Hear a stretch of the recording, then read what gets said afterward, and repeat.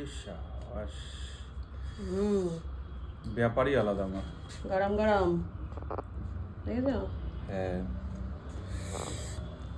দেখো বন্ধুরা, ধোঁয়া উঠছে, আমরা দেখতে পাচ্ছি, তোমরা দেখতে পাচ্ছ কিনা একটু খেয়াল করলেই বুঝতে পারবে।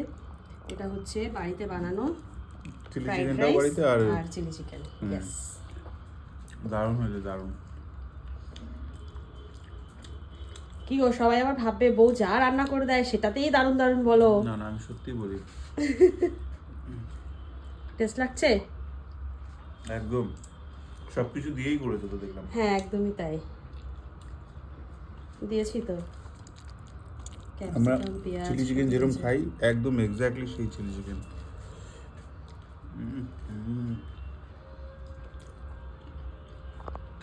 জমে খেয়ে জমে ক্ষীর না?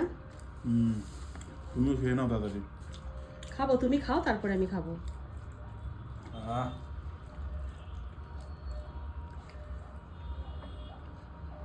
খাওয়াটাও একটা চরম তৃপ্তির খাবার। আর সত্যি কথা বলতে আত্মা গেলে তো শান্তি আমার বিরিয়ানি থেকে আমার ফ্রাইড রাইস চিলি চিকেনটা বেশি ভালো লাগে।